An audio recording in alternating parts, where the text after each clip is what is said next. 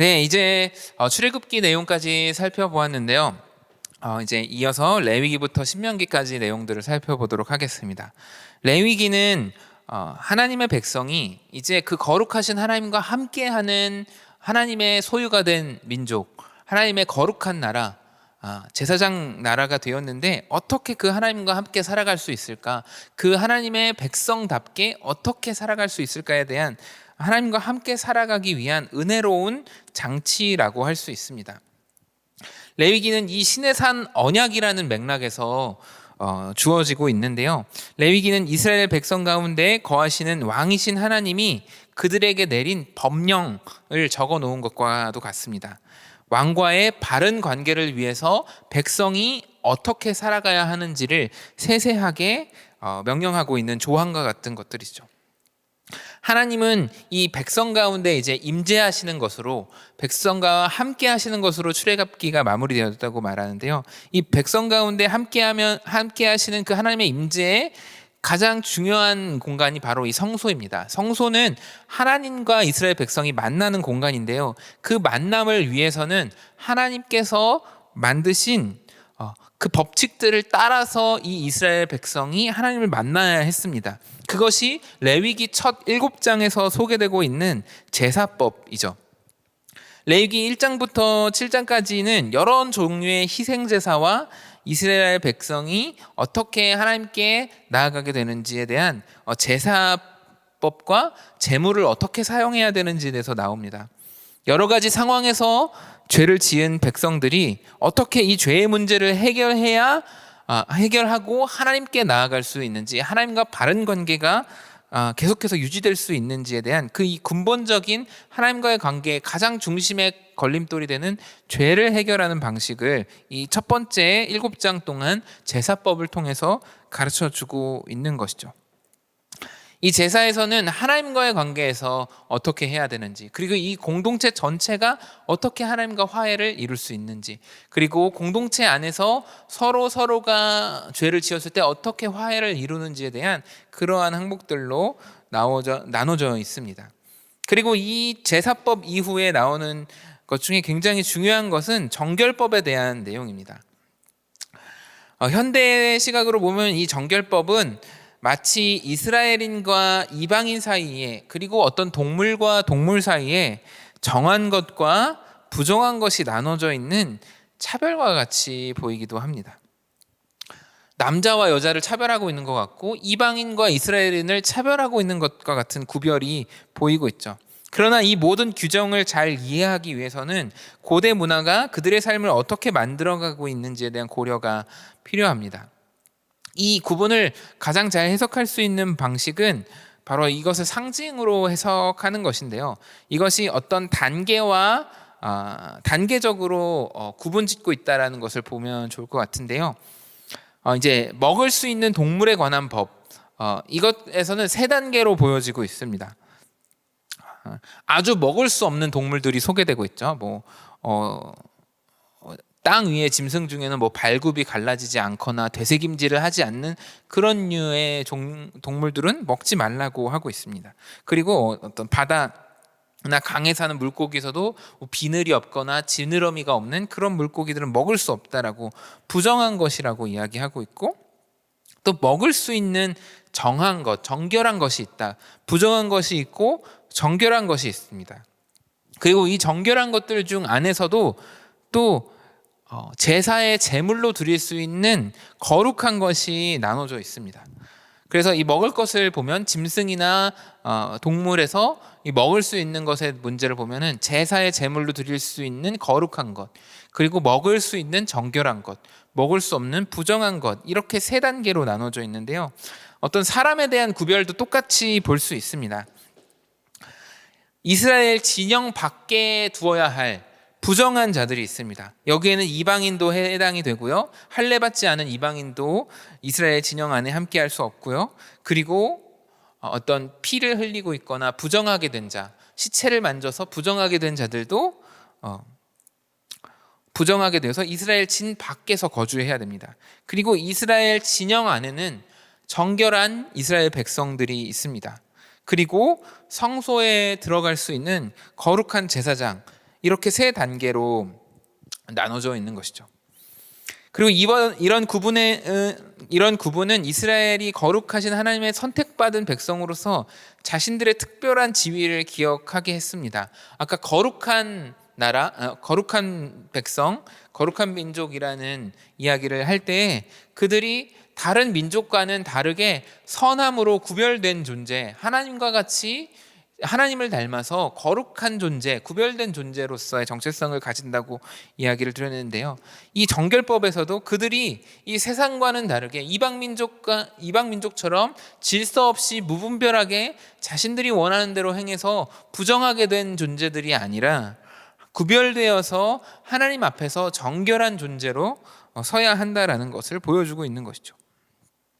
이 구별하고 있는 정결법 안에서 이들은 자신들이 선택받은 백성으로서 거룩한 백성으로서 하나님의 소유라는 자의식을 가지게 했던 것입니다. 이러한 상징주의는 이스라엘 삶에서 계속해서 반복되는 절기와 의식들을 통해서 계속해서 고양됩니다. 레위기에는 절기들과 안식일을 지키는 법들이 뒤에 이어지는데요. 이 절기와 안식일을 지키는 법들을 통해서 하나님은 이스라엘이 누리는 은혜가 무엇인지를 기억하게 하십니다. 예전에 하나님이 어떻게 광야에서 그들을 먹이셨는지, 예전에 어떻게 하나님이 이집트 압제된 것에서 그들을 구원하셨는지, 그들을 어떻게 돌보시고 계시고 은혜를 베푸시고 계신지 이 안식일과 여러 절기들을 통해서 반복적으로 그들은 하나님이 베푸시는 은혜들을 그들의 삶의 중심에 두도록 하게 되는 것이죠. 이스라엘은 하나님의 백성으로 하나님이 하신 일들을 절기를 통해서 계속해서 기억하고 그것들을 습득하고 또 후대에게 전수하는 일들을 지키며 이 절기들과 제사들, 규례들을 지키고 있습니다. 그렇게 레위기는 하나님의 백성이 하나님의 백성으로서 살아갈 수 있는 규례들로 주어지고 있습니다. 그런데 이 레위기의 법령을 받은 그 맥락도 이 시내산에서 멈춰 있는데요. 민수기에서는 이 시내산에서 또 모압 평지에 이르는 여정들을 그리고 있습니다. 레위기에서도 이스라엘은 아직 시내산에 있는데요. 민수기는 시간적으로는 한 40년의 여정을 담고 있다고 할 수 있고요. 약속의 땅 바로 바깥쪽인 모압 평지까지 이스라엘이 나아가는 여정을 그리고 있다고 볼 수 있습니다. 그들은 시내산에서 출발하면서 이제 하나님의 지시를 따라서 인구 조사를 하게 됩니다. 20세 이상으로 싸움에 나갈 수 있는 남자들의 수를 세는 인구 조사를 하는데요. 여기서 60만의 숫자가 나와 있습니다. 이는 이스라엘 백성 전체의 수가 좋기 200만이 넘었다는 의미인데요. 이 200만이라는 숫자를 보면서 우리는 하나님이 아브라함에게 그의 자손이 별과 같이 되겠다, 바다의 모래가 같이 되겠다라는 약속을 이루셨다는 것을 또 볼 수 있습니다. 민수기 처음 10장은 이렇게 이 새로 태어난 백성 이스라엘이 이제는 자유민이 되었고 하나님과의 언약 관계가 되었고 그들에게 율법과 하나님을 예배하는 성소가 주어졌고 이제 약속의 땅으로 출발을 합니다. 여호와의 복을 받고 우리가 나아갑니다라고 하는 굉장히 낙관적이고 긍정적인 분위기를 그리고 있어요. 그 긍정적인 분위기의 절정은 아론과 그의 아들들에게 주신 제사장 축복에 가장 잘 묘사되어 있는데요. 민수기 6장 24절에서 26절입니다. 여호와는 내게 복을 주시고 너를 지키시기 원하며 여호와는 그의 얼굴을 내게 비추사 은혜 베푸시기 원하며 여호와는 그 얼굴을 내게로 향하여 드사 평강 주시기를 원하노라. 이렇게 하나님이 이 새롭게 태어난 이스라엘 백성에게 정말 복과 평안과 은혜를 주시기를 원한다. 우리가 이것을 누리며 이제 약속의 땅으로 나아간다라는 굉장히 낙관적이고 긍정적인 분위기가 연출되고 있지만 여행이 계속되면서 이 낙관적인 분위기는 금세 무너지고 있습니다.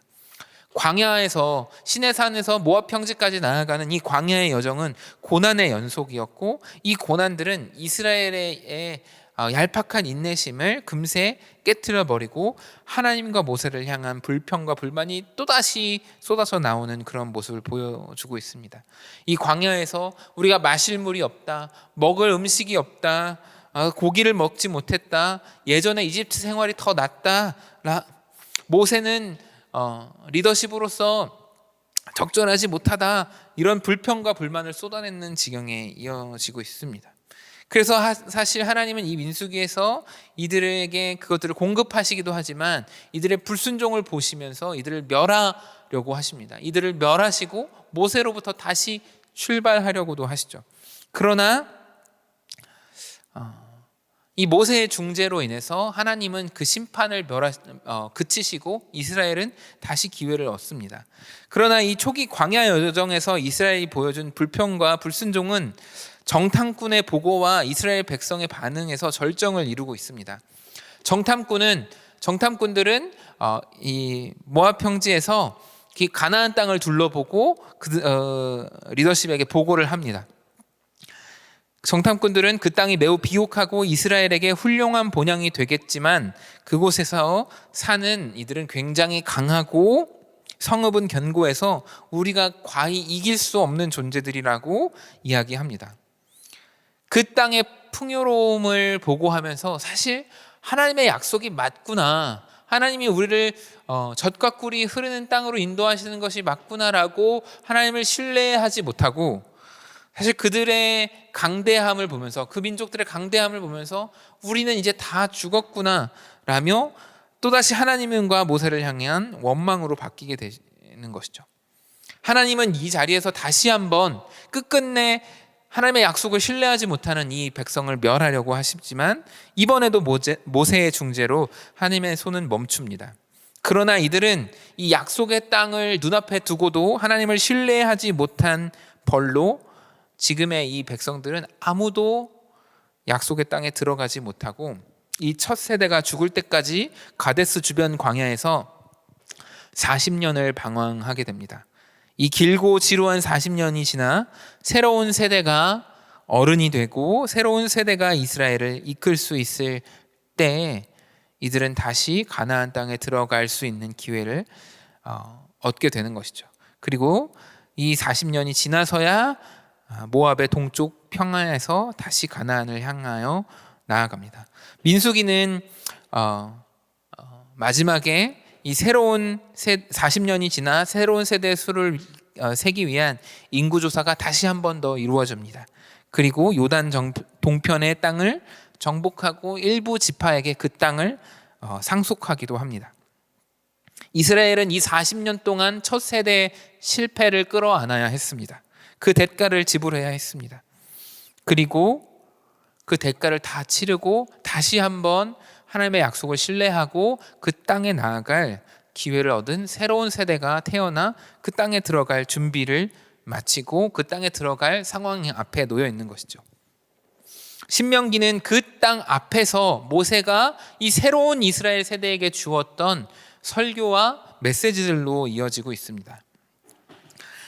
이제 이 새로운 이스라엘 세대는 부모 세대로부터 배운 실패를 교훈 삼아 하나님을 따르고 순종하고 믿고 이 이스라엘이 가나안을 정복하고 그 땅을 얻는 과정에서 부모 세대의 실패를 반복하지 않고 하나님을 정말 신뢰하고 순종할 수 있을 것인지에 대한 미션 앞에 서 있습니다. 이 새로운 세대에도 하나님의 언약대로 살아가는 것은 쉽지 않을 것입니다. 이제 이스라엘은 선대의 실패를 뒤로하고 약속의 땅 앞에 서 있습니다. 그리고 그 땅을 주실 하나님의 약속, 그들의 조상 아브라함과 함께 하나님이 약속하실 그 약속이 이제 성취될 수 있구나, 그 땅을 우리에게 주시겠구나 하는 희망 앞에 서 있습니다. 이집트 노예 시절을 넘어서 40년 광야의 방황을 넘어서 안식을 누릴 희망을 보이고 있는 것이죠.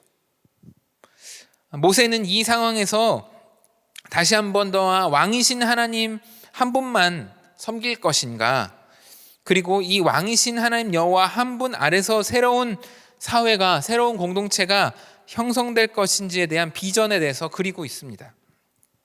첫 번째, 두 번째, 세 번째 설교로 이렇게 나누어 볼 수 있는데요. 첫 번째 설교에서는 이스라엘이 광야에서 보낸 지난 40년의 역사를 돌아보고 있습니다. 모세는 이스라엘이 시내산을 출발한 후 40년의 역사를 돌아보면서 이스라엘의 새로운 세대에게 부모 세대로부터 배울 교훈들을 일깨웁니다. 하나님이 이 40년 동안 너희를 보호하고 이끌어 오셨다. 사람이 그 아들을 안아서 인도하듯이 걸어가듯이 하나님이 너희를 안으셔서 여기까지 인도하셨다라고 말하며 진정으로 하나님만을 사랑하고 하나님만을 섬길 것을, 하나님만을 따를 것이라고 따라야 한다고 강력하게 권고하고 있죠. 두 번째 설교에서는 이 언약이 기준된 이스라엘 백성의 삶이란 무엇인지에 대해서 설명하고 있습니다. 언약이 중심이 되고 율법이 중심이 되어서 형성되는 이 이스라엘 공동체의 삶은 어떻게 이루어질 것인지에 대해서 사실 그 땅에서, 가나안 땅에서 살아갈 삶에 대한 법령들을 주어주고 있습니다. 여기서 10계명을 다시 한 번 더 상기시키고 있고요. 율법을 다시 한 번 더 설명하면서 하나님께 순종하는 삶이 이후 후손들에게 가나안 땅에서 어떻게 이루어져야 하는지를 보여주고, 설명해주고 있는 것이죠. 그리고 세 번째 설교에서 이 모세는 이 언약의 의미로서 이 새로운 법령이 사실 미래에 대한 조망을 그리고 있는데요. 이 종교가 단순히 사적인 일이 아니고 백성의 삶과 사회를 이루는 정치와 경제와 일상의 모든 것이어야 한다고 이야기하고 있습니다. 우리 한 가지 그림을 보면 좋을 것 같은데요. 이 그림에서 보면 왕이신 하나님은 말씀을 통해서 그 종속된 백성을 다스리고 있습니다. 그 말씀 안에는 이들을 향한 약속이 있고요. 그들을 향한 명령이 있고 불순종에 대한 경고가 들어 있습니다. 그리고 백성은 이 하나님 앞에서 두 가지의 길을 가지고 있습니다. 믿음과 순종의 길이 있고 불신앙과 불순종의 길이 있습니다. 백성이 하나님의 약속과 명령과 경고 앞에서 믿음으로 순종할 때에는 생명과 번영과 축복이 약속되어 있지만 불신앙으로 불순종할 때에는 죽음과 멸망과 저주가 그들에게 닥칠 것입니다. 모세는 새로운 이스라엘에게 너희가 이 가나안을 정복하고 또 가나안에 들어가 살면서 어떤 길로 갈 것인지 선택하라고 권고하고 있습니다. 그리고 모세는 이 생명과 번영의 길을 강조하면서 그 믿음과 순종으로 하나님만을 섬길 것을 택하라고 권고하고 있는 것이죠. 모세는 이 신명기에서 죽음을 맞고 이제 새로운 이스라엘은 가나안에 들어갈 준비를 모두 마쳤습니다. 여기가 신명기까지의 이야기고 이제 다음 주 강의에서 이 이스라엘은 여호수아라는 새로운 리더십과 새로운 세대가 가나안에 들어가는 이야기들을, 약속의 땅을 들어가는 그 약속의 성취를 이루는 이야기들을 보게 될 것입니다. 이번 주 강의에서 출애굽기부터 신명기까지의 내용을 살펴보았는데요. 이 출애굽기부터 신명기까지의 내용의 핵심은 창세기에서 아브라함과 이삭과 야곱이라는 이 가족에게, 이 가게에게 하신 약속이 하나님으로부터 성취되어서 하나의 백성, 하나의 민족, 하나의 나라가 형성되었고 탄생했다는 것입니다. 이집트에서 그들은 민족을 형성하기까지 번성했습니다. 그들이 비록 파라오의 폭력과 압제 가운데 노예가 되었지만 이 아브라함과 이삭과 야곱의 하나님은 약속의 언약의 신실하신 하나님이셔서 그들의 부르짖음을 듣고 모세를 통해 이집트의 신들을, 파라오를, 군대를 꺾으시고 정복하시고 이스라엘을 자유의 백성이 되게 해방하십니다. 그리고 이제 자유민이 된 이스라엘은 하나님과 새로운 관계 가운데 들어가고 그들의 조상이 맺었던 하나님과의 언약 관계를 그들이 직접 맺음으로써 갱신하고 이어가고 있습니다. 이 이스라엘은 하나님의 다스림을 받는 나라로서 이 열방 가운데, 이 피조 세계 가운데, 이 창조 세계 가운데 하나님을 거역하고 깨지고 상한 이 세상 가운데 하나님의 통치를 드러내고 하나님이 이 창조 세계에 그 나라의 회복을 시작하셨다는 그 의미를 드러내는 거룩한 백성, 제사장 나라로 살아가게 됩니다. 그들은 그 거룩한 백성 제사장 나라로서 하나님을 예배하는 성소와 하나님을 따라 그의 명령을 따라 살아가게 되는 율법이 주어졌습니다. 그들은 이제 가나안 땅으로 나아갈 수 있게 됐습니다. 첫 세대는 이미 실패하고 광야에서 40년 동안 그 실패의 대가를 치르게 되었습니다.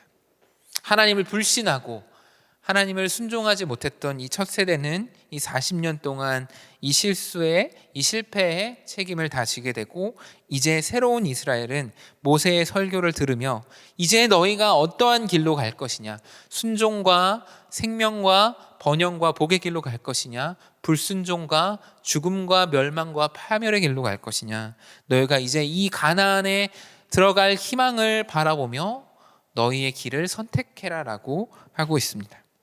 이 두 길 앞에선, 이 가나안 전쟁 앞에선 이 새로운 이스라엘 나라의 다음 이야기가 어떻게 되어갈지 우리 다음 주에 또 여호수아와 왕정 시대까지 이야기를 살펴보면서 이스라엘 역사를 또 살펴보면 좋을 것 같습니다. 한 주도 수고하셨습니다. 다음 주에 다시 만나겠습니다. 감사합니다.